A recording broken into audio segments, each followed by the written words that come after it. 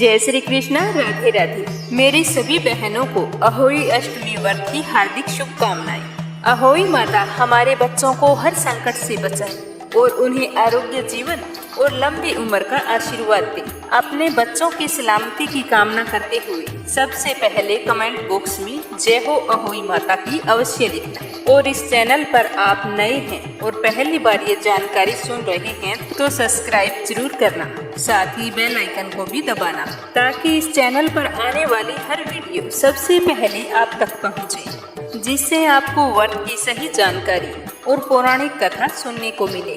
हे अहोई माता, आपको नमस्कार। आप हमारे बच्चों की रक्षा करना और उन पर अपनी कृपा दृष्टि बनाए रखना। खूब तरक्की करे, खूब उन्नति करे, आशीर्वाद देना। तो आइए अब अपने जानेंगे कि अहोई माता का व्रत कब है, पूजा करने की संपूर्ण विधि और शुभ मुहूर्त। साथ में मैं आपको ये भी बताऊंगी कि इस व्रत का आचमन कैसे किया जाता है और कौन सी व्रत कथा इस व्रत में हमें सुननी चाहिए। सारी जानकारी प्राप्त करने के लिए इस वीडियो को अंत तक ध्यान से सुनना और ज्यादा से ज्यादा अपनी दूसरी बहनों में शेयर भी करना ताकि वो भी अच्छे से व्रत रख सके। अहोई अष्टमी व्रत महिलाओं द्वारा अपनी संतान की सलामती और उज्जवल भविष्य के लिए रखा जाता है। अहोई अष्टमी को अहोई आठे के नाम से भी जाना जाता है। करवा चौथ की तरह अहोई अष्टमी का व्रत भी एक कठिन व्रत है, लेकिन अगर मन में पूरी श्रद्धा और भक्ति हो तो कुछ भी कठिन नहीं होता। इस व्रत को भी निर्जला रखने का विधान है। इस व्रत का पारण तारों को अर्घ्य देकर किया जाता है। यह व्रत कार्तिक महीने के कृष्ण पक्ष में अष्टमी तिथि को आता है। इस व्रत को अहोई अष्टमी व्रत के नाम से जाना जाता है। कई जगह इसे होई के नाम से भी जाना जाता है। अहोई अष्टमी का व्रत करवा चौथ के 4 दिन बाद और दीपावली से 7 दिन पहले आता है। अहोई माता यानी कि माँ गौरा की पूजा इस दिन की जाती है। अहोई माता माँ पार्वती का ही स्वरूप माना जाता है। इस व्रत के करने से माँ पार्वती व भगवान भोले शंकर बहुत ही प्रसन्न होते हैं और हमारे बच्चों को दीर्घायु होने का आशीर्वाद देते हैं। इस दिन पुत्रवती महिलाएं या फिर जो महिलाएं गर्भवती होती है वो इस अहोई आठे के व्रत को बड़ी ही श्रद्धा भाव से रखती है। लेकिन आजकल बेटा हो या बेटी, हर महिला अपने बच्चों की रक्षा और लंबी आयु के लिए यह व्रत रखती है। अहोई का अर्थ होता है जो अनहोनी को होनी में बदल दे। पुत्रवती माताएं यह व्रत अपनी संतान को किसी भी प्रकार की अनहोनी से बचाने के लिए रखती है। जो माताएं यह व्रत पूर्ण श्रद्धा भाव से करती है उनकी सभी संतानों को हर प्रकार के दुख, रोग, गंभीर दुर्घटनाओं से अहोई माता स्वयं रक्षा करती है। अहोई माता का व्रत 5 नवंबर 2023 को रखा जाएगा। इस दिन रविवार है, कार्तिक कृष्ण पक्ष की अष्टमी तिथि। इस दिन अष्टमी तिथि का प्रारंभ होगा 5 नवंबर को 12:59 पर दोपहर को और अष्टमी तिथि समाप्त होगी 6 नवंबर को 3:18 पर। पूजा के लिए शुभ समय रहेगा शाम को 5:42 से शाम 7 बजे और तारों के दिखने का समय होगा शाम 5:58 पर। अहोई अष्टमी के व्रत में दीवार पर अहोई माता यानी कि गोरा माँ और उनके बच्चों की तस्वीर बनाई जाती है और कथा सुनने से पहले एक पट्टे पर जल का लोटा भरकर रखा जाता है। इस पर सांख्या बनाया जाता है। सांख्या यानी कि स्वास्तिक का चिन्ह। इसे बनाते समय ध्यान रखें कि यह सही होना चाहिए। अगर हम भूलवश गलत बना लेते हैं तो अच्छा नहीं माना जाता। उसके बाद में हाथ में 7 दाने गेहूं के लेकर तथा अहोई यानी कि एक चांदी का इसके अंदर पेंडल होता है और 2 चांदी के मोती होते हैं जो मोली में बंधे होते हैं, उन्हें गले में डालकर अहोई माता की कथा सुननी शुरू करनी चाहिए। वो अपनी परंपरा के अनुसार करें। किसी के यहाँ पर हर साल एक मोती डलवाया जाता है, नहीं तो अपने जितने बच्चे होते हैं या फिर बेटे की शादी होने पर अहोई में मोती जरूर डलवाएं, लेकिन डलवाना होता है। कोई भी व्रत, पूजा या उपवास हो उन्हें पूरे नियमानुसार करना चाहिए, तो ही हमें व्रत अपना संपूर्ण फल देता है। अहोई अष्टमी का व्रत जिसे हम सामान्य भाषा में होई का व्रत भी कहते हैं। इस व्रत के भी कई नियम होते हैं कि जैसे सब्जी, कपड़ा आदि इस दिन नहीं काटना चाहिए। सिलाई कढ़ाई बिल्कुल भी नहीं करनी चाहिए। अहोई व्रत के नियमानुसार निर्जल व्रत रखना चाहिए, लेकिन यदि आप गर्भवती हैं तो निर्जल उपवास ना करें। गर्भवती महिलाओं को अपनी स्वास्थ्य का ध्यान रखते हुए फल आहार जरूर कर लेना चाहिए। आपका लंबे समय तक भूखा रहना आपके आने वाली संतान के लिए नुकसानदायक हो सकता है। जिन महिलाओं का पीरियड समय चल रहा है यानी कि मासिक धर्म आया हुआ है तो वो व्रत रख सकती है, लेकिन वो पूजा ना करें। पूजा वाले दिन किसी भी बुजुर्ग का अपमान नहीं करना चाहिए। अपमान तो वैसे अपनों से बड़े का या छोटे का कभी नहीं करना चाहिए। और इस दिन अपनी संतान की सलामती के लिए व्रत रखा जाता है, तो भूलवश इस दिन अपने बच्चे को या किसी दूसरे के बच्चे को बिल्कुल भी ना मारे, ना ही अपशब्द कहे।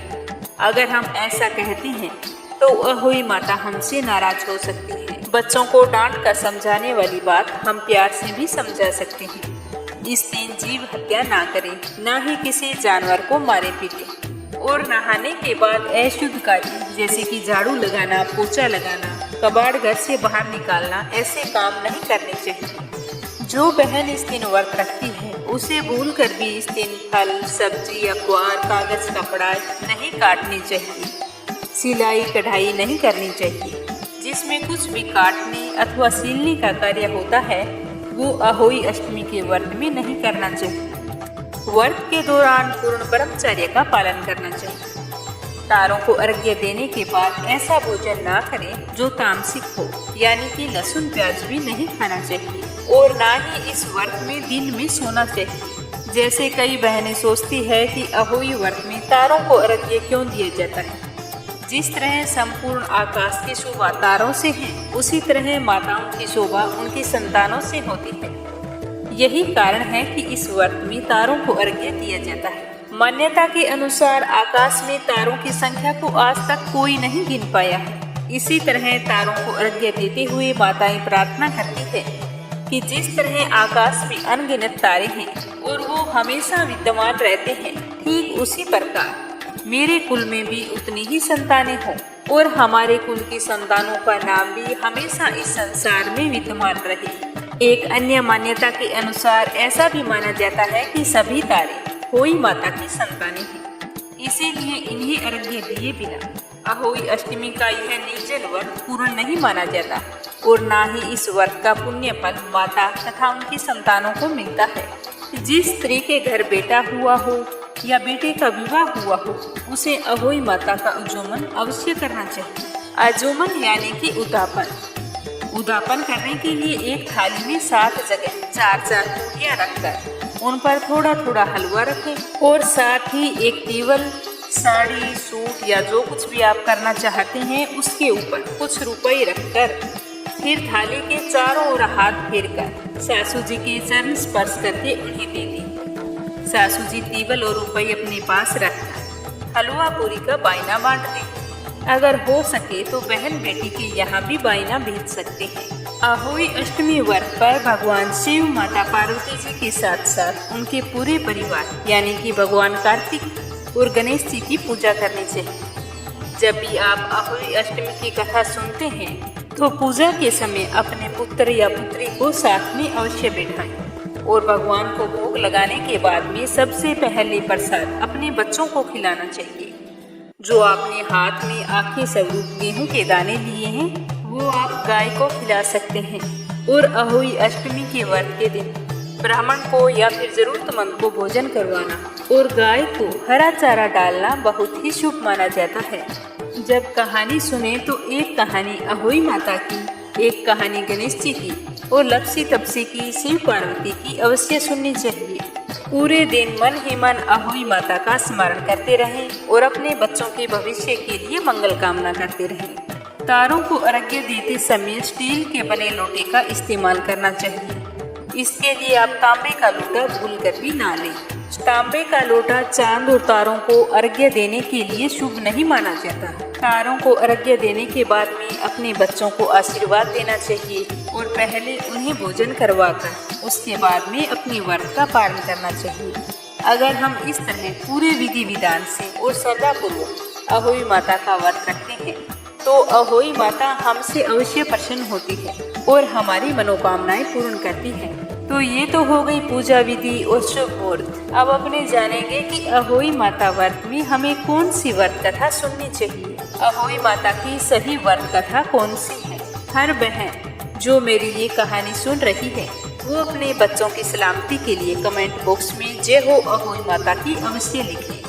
अहोई माता की जय हो। शिव गौरी गणेश कार्तिकेय की जय हो। मेरे इष्ट देव, मेरे कुल देव, समस्त देवी देवताओं की जय हो। हे अहोई माता, मैं आपकी कथा सविस्तार सुना रही हूँ। इसके लिए आप मुझे अनुमति प्रदान करें। हम सब आपकी शरण में हैं। आप हमारे बच्चों की रक्षा करते हुए हमें सुख सौभाग्य का आशीर्वाद प्रदान करें। एक साहूकार के 7 बेटे, 7 बहुएं तथा एक बेटी थी। साहूकार बहुत ही सुखी और संपन्न था। उसके घर में अन्न धन की कोई कमी नहीं थी। एक समय की बात है, दीपावली का त्योहार आने वाला था।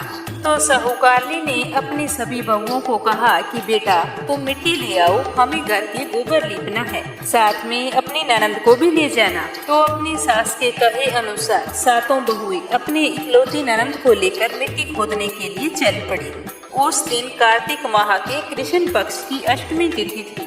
जैसे ही वो खदान पर पहुंची और मिट्टी खोदने लगी तो उनकी ननंद बोली कि लाइए भाभी माँ, मैं आपको मिट्टी खोद देती हूँ। यह कहकर उसने अपनी भाभी से कुदाल ले ली और मिट्टी खोदने लगी। वहीं पर श्याऊ यानी कि शेय की माँ थी। ननंद को इस बात का ध्यान नहीं था। वो जल्दी जल्दी मिट्टी खोद रही थी तो उसकी कुदाल श्याऊ के बच्चे पर जा लगी, जिससे श्याऊ के बच्चे की उसी समय मौत हो गई। तो यह देखकर ननंद भाभियों को बहुत ही दुख हुआ। श्याऊ अपने बच्चे को इस तरह मरा हुआ देखकर अत्यंत दुखी और क्रोधित हो गई और ननंद से कहने लगी कि तूने मेरे बच्चे को मार दिया है, मैं तेरी कोख बांधूंगी। तब ननंद अपनी 7 भाभियों से बोली कि भाभी तुम में से कोई मेरे बदले अपनी कोख बंधवा लो। तो उसने सबसे पहले अपनी बड़ी भाभी से कहा। उसने इनकार कर दिया। फिर उससे छोटी से कहते कहते 6 भाभियों ने कोख बंधवाने के लिए इनकार कर दिया। तो ननंद बिल्कुल मायूस हो गई और मायूस होकर अपनी छोटी भाभी से बोली कि भाभी मेरा ये काम कर दो, मेरी जगह आप अपनी कोख बंधवा लो। तो छोटी भाभी सोचने लगी कि यदि मैं कोख नहीं बंधवाऊंगी तो सासू जी नाराज हो जाएगी। ऐसा विचार करके उसने ननंद के बदले अपनी कोख बंधवा ली। इसके बाद जब भी उसे बच्चा होता तो 7 दिन बाद मर जाता। ऐसा करते करते कई साल बीत गए। उस बेचारी के कई पुत्रों ने जन्म लिया और वे मृत्यु को प्राप्त हो गई। तो छोटी बहू बहुत ही दुखी और उदास रहती थी। एक दिन उनके घर विद्वान पंडित आया। उसने साहूकार और साहूकारनी से हाल चाल पूछते हुए कहा कि सभी कुशल मंगल हैं। तो साहूकारनी कहने लगी कि पंडित जी वैसे तो सारे कुशल मंगल हैं, पर मैं क्या बताऊं, मेरे छोटे बेटे की कोई संतान नहीं है। संतान होती है और 7 दिन बाद में मृत्यु को प्राप्त हो जाती है। मैं इस बात को लेकर बहुत ही दुखी रहती हूँ। आप तो विद्वान हैं, मुझे देखकर बताइए कि ऐसी क्या बात है जिससे मेरे बेटे बहू को स्वस्थ संतान की प्राप्ति नहीं हो रही है। तो पंडित ने साहूकारनी की सारी बात को ध्यान से सुना। अपना पोथी पतड़ा खोलकर उसमें कुछ देर तक देखा और फिर साहूकारनी से कहा कि तुम और तुम्हारी बहू दोनों गाय की सेवा करो। गौ माता श्याऊ माता की भाईली है। वह तुम्हारी सेवा भाव से खुश होकर तुम्हारी बहू की कोख खुलवा देगी, जिससे तुम्हारी छोटी बहू को स्वस्थ और निरोग संतान की प्राप्ति होगी। तो साहूकारनी पंडित की बात सुनकर बोली कि पंडित जी मेरी बहू की कोख किसने बंधवाई और क्यों बंधवाई, ये बात मेरे कुछ समझ में नहीं आई। तो पंडित जी ने विस्तार से बताते हुए कहा कि तुम्हारी बेटी के हाथ से श्याहू के बच्चे की मौत हो गई है और श्याहू ने क्रोधित होकर श्राप दिया था कि मैं तुम्हारी कोख बांध दूंगी।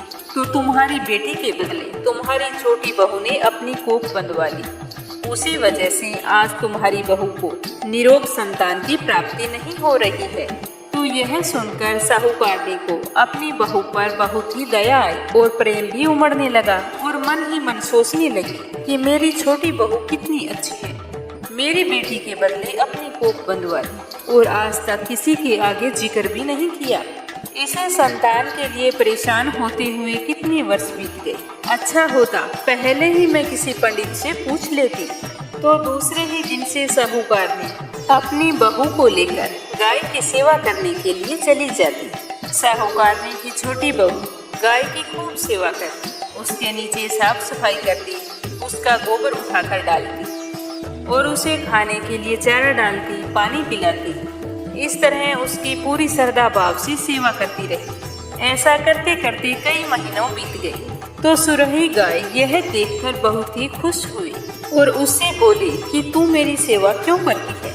मैं तुम्हारी सेवा भक्ति से बहुत ही प्रसन्न हूँ। आज जो तुम चाहे मुझसे वरदान मांग लो, मैं तुम्हारी इच्छा अवश्य पूर्ण करूंगी। तब साहूकार के बेटे की बहू बोली कि हे गौ माता, श्याऊ माता तुम्हारी भाईली है और उसने क्रोधित होकर मेरी कोख बांध दी है, सो मेरी कोख खुलवा दो। मैं वर्षों से संतान सुख के लिए तरस रही हूँ। हे माता, ये मेरी कामना पूरी कर दो, मुझे और कुछ नहीं चाहिए। माँ के लिए संतान का सुख सबसे बड़ा सुख होता है। तो साहूकार की बहू की बात सुनकर गौ माता छोटी बहू को लेकर समुद्र पार अपनी भाईली के पास चल गई। उस दिन कड़ाके की गर्मी पड़ रही थी तो दोनों आराम करने के लिए एक पेड़ के नीचे बैठ गए। उस पेड़ पर गरुड़ पंखनी के बच्चे रहते थे। तो छोटी बहू ने देखा कि एक सांप उन बच्चों को खाने के लिए जा रहा है, तो उसने उस सांप को मारकर ढाल के नीचे दबाकर रख दिया और बच्चों की जान बचा ली। थोड़ी देर बाद में गरुड़ पंखनी आई और वहां पर खून पड़ा देखकर साहूकार की बहू को चोंच मारने लगी। तब छोटी बहू बोली कि मुझे चोंच क्यों मार रही हो? मैंने तेरे बच्चों को मारा नहीं है, बल्कि सांप के डसने से तेरे बच्चों को बचाया है। मैंने तुम्हारे बच्चों की रक्षा की है। संतान के मरने का दुख क्या होता है, यह मुझसे अच्छा कौन जान सकता है? तो यह सुनकर गरुड़ पंखनी बोली कि तू मांग क्या मांगती है? आज मैं बहुत ही खुश हूँ, तूने मेरे बच्चों की जान बचाई है। तो छोटी बहू बोली कि 7 समुंदर पार श्याऊ माता के घर पहुँचा दो। तो गरुड़ पंखनी ने दोनों को अपने पीठ पर बैठाकर श्याऊ माता के घर पहुँचा दिया। श्याऊ माता उन्हें देखकर बोली कि बहन, बहुत दिनों बाद आई हो। और दोनों आपस में बातचीत करने लगी, एक दूसरे का हाल चाल पूछने लगी।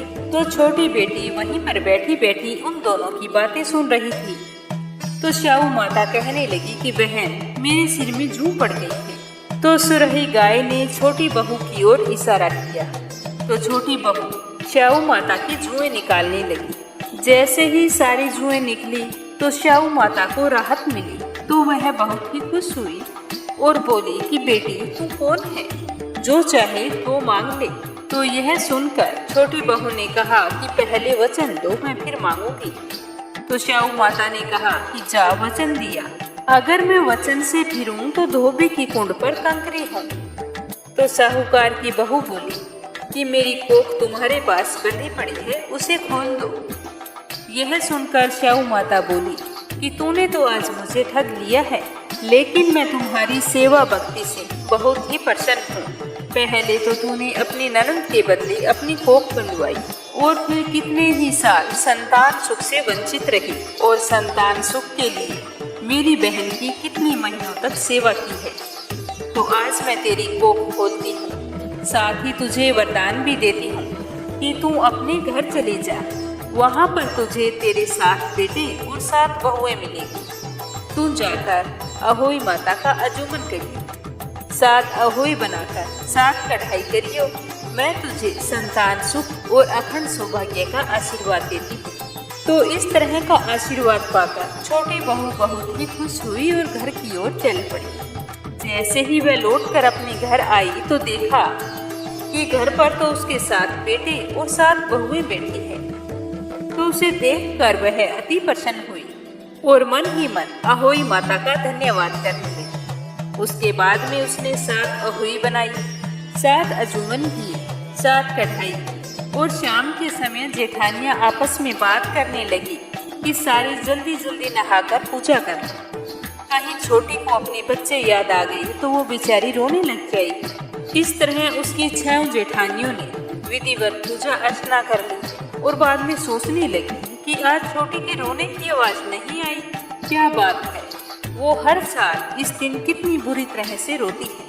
तो उन्होंने अपने पोते पोतियों से कहा कि जाओ बेटा, अपनी छोटी दादी के घर देख कर आओ कि वो क्या कर रही है।